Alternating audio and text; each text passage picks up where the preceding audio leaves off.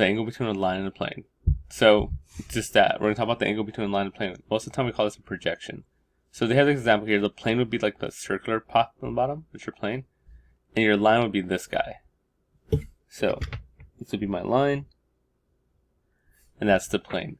So what the projection is like right directly below that line. Like the example they give, the sun up here and it's shining down, you can see the shadow right there. That's the projection. So there's your projection, there's your line, and that's how this works. When you're trying to find an angle between a line and a plane, whatever line you have, you just want to project straight down to make a perpendicular line with the base, with the plane. And that's your projection. And then here is the angle between your line and your plane. So that's what we're going to do a lot of today. So on this one, name the angle between the following line segment and the plane TUVW. So let's find that plane first. TUVW. So my plane is like this base right here. That's the plane we're talking about. And then we're talking about the line segment PU. So PU would be from P to U. So that's my line. And then we project it. Now, again, all we do for the projection is just project it straight down, like straight down. So it's gonna be the line TU. So from here to here. Right, so there's my P, just go straight down, like the sun's hitting from the top, just go straight down, so T to U. And the angle between those two will be this guy. So that's the angle between the line segment and the plane. That angle would be PUT. So remember, so you name an angle, it's always one point, the middle one should always be the actual angle you're talking about, and then the other point. So we're talking about angle PUT or TUP. So that's that one. Let's talk about this one. So same plane, the base, we want QX. So from Q to X. So like that. Now, again, my projection was to go straight down. So it's going to go down to U, straight down, straight down, straight down. So it should be the angle from X to U. Right there. That's right. So if I go to Q, project straight down, straight down, straight down, down. It's that line right there. And the angle I'm talking about is angle X, also known as angle QXU. So that's how projection works. So we're just going to project down. So another example. Name the angle between the following light segment and base plane of the figure. So here's the base plane, nice and shaded. I want the angle between line segment AB and my plane here. So AB. My plane is the bottom. So remember, all we're going to do is project straight down. So we're going to go straight down. So it'll be like M.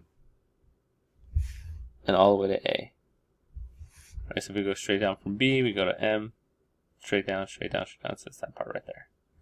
And then this is my angle BA. So angle BAM. So for the first one, that's the angle between this line and the base. BN's the next one. So let me erase this. I think it's all clear when I erase it. So BN. So from B to N, again, we want to match the line segment. We just want to go straight down from that line. So if we go straight down, that'll be at M, all the way to N.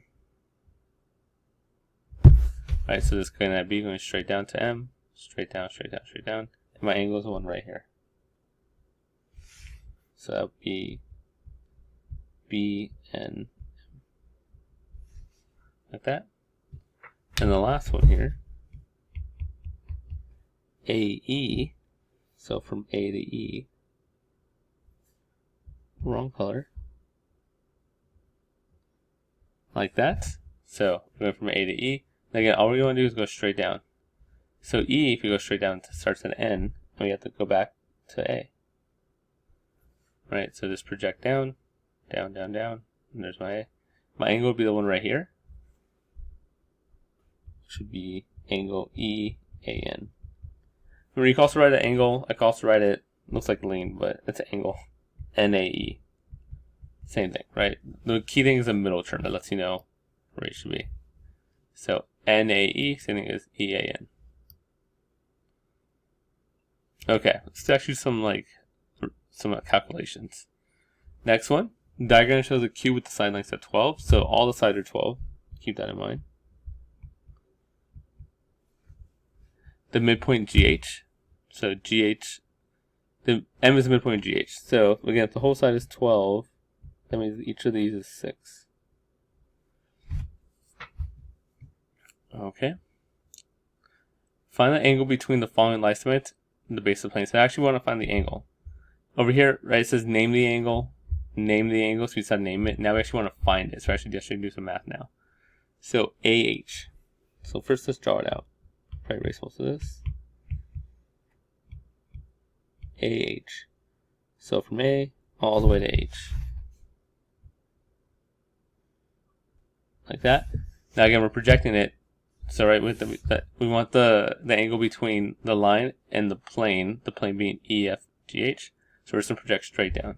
So here to here. And that's the angle I want.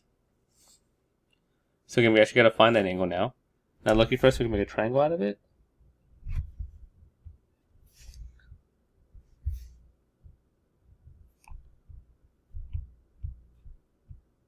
Remember, it is a cube. We know all sides are 12. So this is 12 and this is 12. And we want to find this guy. So, set it up. Which ones do I have? We have opposite and adjacent. That sounds like TOA. So tan of theta equals 12 over 12. We do arctan of both sides. Or tan inverse, same thing. We get theta equals 45 degrees. That's a classic one, so we just know it. So that's 45. So that's the first one. Next one.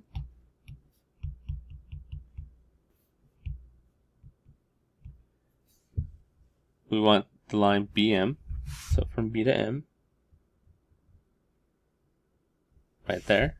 Now remember, we want to match with the plane, the base plane. So remember, we just project down. So straight down gets me F to M. And again, we're trying to find this angle there. So we make a triangle out of it. Now it is a cube, so I know this side is 12. I don't know what the hypotenuse is. I know this is a midpoint. So what I'm going to do here, since it's a cube, I'm actually going to try to find this. I need a different color. This triangle right there. Probably not the best color. That probably didn't work too well. But the triangle on this, let me highlight it with pink instead. This outside corner triangle there.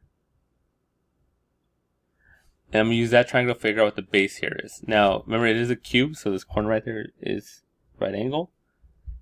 This side right here is 6 because it's half. So we're going to the midpoint. And this side is part of the cube, so it's 12. So if I rewrite it like this, rewrite it right here. Right, so again, this part right there is this. So it's a cube, so remember, that means it's a square. So at the right angle at the corner.